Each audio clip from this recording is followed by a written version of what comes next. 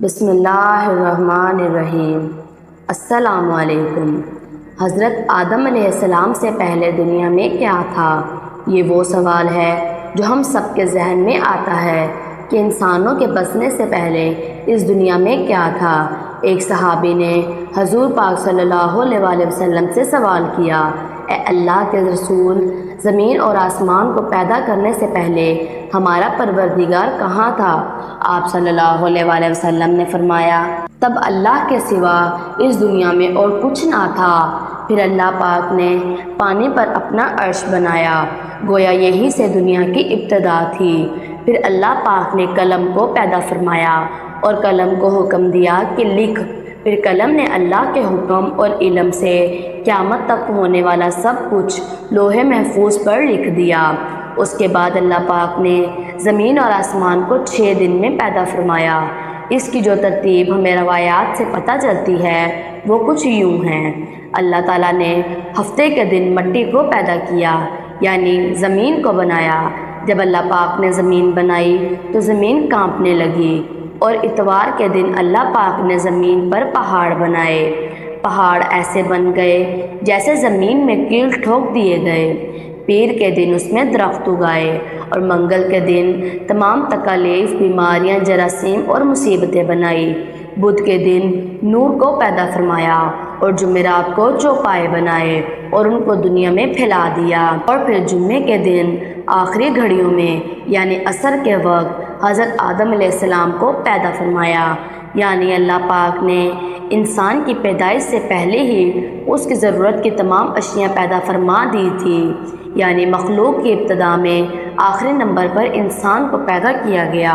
اور نسل انسانی میں سب سے پہلی تخلیق حضرت آدم علیہ السلام کی تھی، جب سب انسانوں کے باپ ہیں۔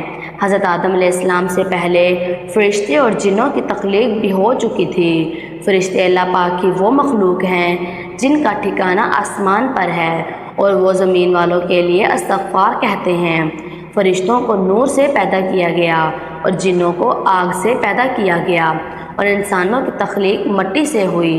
ابلیس جو کہ شیطان ہے، وہ فرشتوں میں نہیں، وہ جنوں میں سے تھا، اور اس کی تخلیق بھی آگ سے ہوئی تھی۔ کچھ روایات سے پتہ چلتا ہے کہ حضرت آدم علیہ السلام سے بھی پہلے 2000 سال پہلے جنات کو پیدا کیا گیا، اور وہ زمین پر فتنہ فساد کھڑا کرنے لگے۔ جب وہ حد سے بڑھ گئے تو اللہ پاک نے ان کی طرف فرشتوں کا لشکر بھیجا۔ فرشتوں اور جنات میں بڑی جنگ ہوئی، جس میں جیت فرشتوں کی ہوئی، اور جنات نے جنگلوں میں پناہ لے لی، اور آج تک ان کے رہنے کی جگہ یہی جزیرہ اور ویران جگہ ہے۔ ابلیس شیطان جو کہ جنات کا سردار ہے، اس کا ایک تخت ہے، اور وہ تخت پانی پر ہے۔ ابلیس شیطان کا نام پہلے عزازیل تھا، اور اس کے نافرمانی کی وجہ سے اس کو ابلیس کا نام دیا گیا۔ ابلیس کا وہ تخت حقیقت کہاں پر ہے یہ ہم نہیں جانتے۔ اس کے بعد جب اللہ تعالیٰ نے زمین کو انسانوں کے ذریعے سے آباد کرنا چاہا، پھر انسان کی تخلیق فرمائی، کیونکہ جنوں میں انسانوں جیسی فہم و فراست نہیں تھی۔ کہا جاتا ہے کہ جنوں میں سب سے زیادہ علم رکھنے والا جن انسانوں کے 10 سال بچے جتنا علم رکھتا ہے۔ اللہ پاک نے فرشتوں سے فرمایا کہ میں زمین پر اپنا نائب بنانے والا ہوں۔ فرشتوں نے فرمایا، آپ ایسی مخلوق کو کیوں پیدا کرتے ہیں جو زمین پر فساد کرے اور خون بہائے؟ اور ہم ہر وقت تیری تعریف اور پاکیزگی بیان کرتے ہیں۔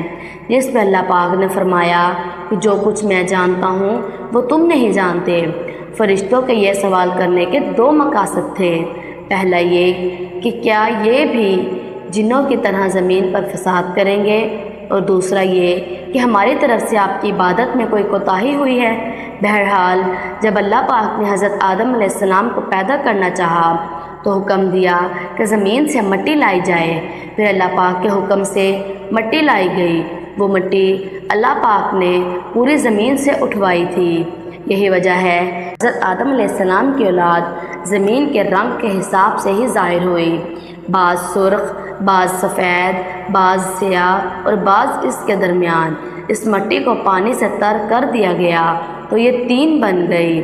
قرآن مجید میں انسان کی تخلیق کے لیے تورات کا ذکر آیا ہے۔ یعنی کہ خشک مٹی، اور بعض دفعہ تین کا ذکر آیا ہے جو کہ بھیگی ہوئی مٹی یا تر مٹی کو کہتے ہیں۔ جب پانی سے مٹی کو بھگویا گیا تو وہ لیس دار بننا شروع ہو گئی۔ اس کے بعد اللہ تبارک و تعالیٰ نے خود انسان کا ڈھانچہ تیار فرمایا۔ اللہ تعالیٰ نے انسان کی تخلیق فرشتوں کے سپرد نہیں کی، بلکہ اللہ پاک نے خود انسان کو ایک مورتی کی شکل میں ڈھالا اور کئی مدتوں تک اسے ایسے ہی پڑا رہنے دیا، یہاں تک کہ وہ گیلی مٹی خشک ہو گئی اور اس کا رنگ سیاہ ہو گیا اور اس سے بدبو آنے لگی۔ پھر وہ خشک ہو کر کھنکھناتی مٹی بن گئی اور آخر میں آگ پر پکی ہوئی مٹی کی صورت اختیار کر گئی، جسے قرآن مجید میں فخار کہا گیا ہے۔ اس مٹی کے لیے اور بھی کئی الفاظ قرآن مجید میں ملتے ہیں، مثلاً ہمایون یعنی سیاہ مٹی، مسنون یعنی بدبودار مٹی، سلسال یعنی کھنکھنا کر بولنے والی مٹی۔ تخلیق آدم اللہ تبارک و تعالیٰ کا ایک کرشمہ ہے۔ انسانوں کو ایک بہترین شکل دی گئی۔ اس وقت انسانوں کا قد بہت لمبا تھا اور ان کے بعد آنے والے لوگوں کے قد گھٹتے چلے گئے۔ انسانوں میں سب سے لمبا قد حضرت آدم علیہ السلام کا تھا۔ بہرحال حضرت آدم علیہ السلام کا ڈھانچہ بنا کر اس کو ایک مقررہ وقت کے لیے چھوڑا گیا۔ ابلیس شیطان اس ڈھانچے کے ارد گرد گھومنے لگا اور وہ اس کو ٹھوکر مارتا تو اس میں سے ایسی آواز آتی جو مٹی کے خالی مٹکے سے آتی ہے، اور اس نے دیکھا کہ یہ ڈھانچہ پیٹ والا ہے تو وہ سمجھ گیا کہ یہ مخلوق اپنے آپ پر قابو نہیں رکھ پائے گی۔ دوسرے تمام فرشتے جب اس ڈھانچے کے قریب سے گزرے تو وہ گھبرا سے گئے، اور جب ابلیس شیطان بھی گزرتا تو یہ کہتا کہ تجھے کسی خاص مقصد کے لیے پیدا کیا گیا ہے، اور ٹھوکر مار کر چلا جاتا۔ یہ کہہ کر وہ اس کے منہ کے راستے سے داخل ہوتا اور کمر کے راستے سے باہر آ جاتا، اور ابلیس شیطان نے فرشتوں سے کہا کہ اس سے گھبرانے کی کوئی ضرورت نہیں ہے، اگر مجھے اس پر مسلط کیا گیا تو میں اس کو ہلاکت میں ڈال دوں گا، اگر اس کو مجھ پر مسلط کیا گیا تو میں یقیناً اس کی نافرمانی کروں گا۔ یعنی ابھی تک اللہ پاک نے حضرت آدم علیہ السلام میں روح نہیں پھونکی تھی، تب سے ہی شیطان کی انسان سے دشمنی تھی۔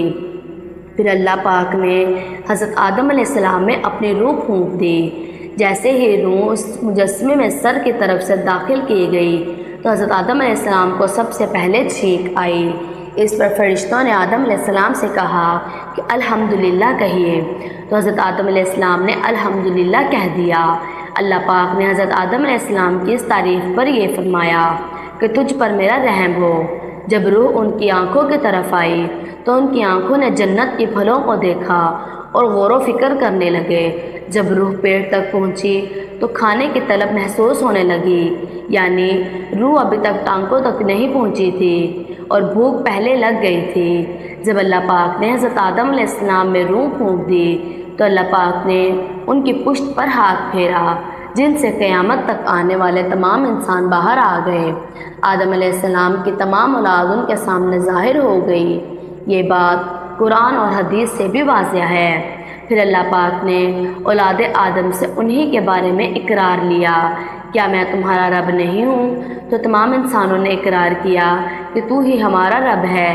اللہ تبارک و تعالیٰ نے جب حضرت آدم علیہ السلام میں روح پھونک دی تو فرشتوں اور جنات سے حضرت آدم علیہ السلام کو سجدہ کرنے کا حکم دیا۔ ابلیس کے علاوہ سب نے سجدہ کیا۔ اللہ تعالیٰ نے ابلیس سے فرمایا کہ تجھے کس چیز نے سجدے سے روک دیا؟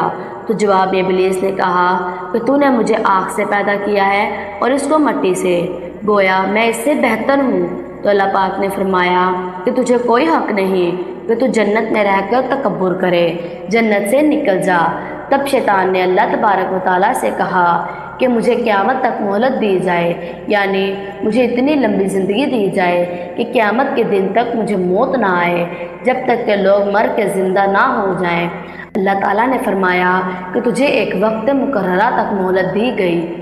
پھر ابلیس نے کہا کہ میں انسانوں کی گمراہی کے لیے تیرے سیدھے راستے پر بیٹھ جاؤں گا، پھر میں ان کے آگے سے، پیچھے سے، دائیں سے، بائیں سے ان کے پاس آؤں گا، اور تو انہیں شکر گزار ہرگز نہیں پائے گا سوائے ان لوگوں کے جو تیرے مخلص بندے ہوں گے۔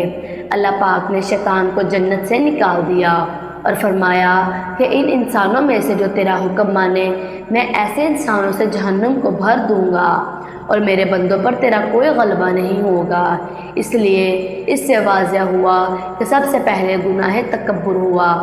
اس لیے علماء کے مطابق تمام گناہوں کی جڑ تکبر ہے۔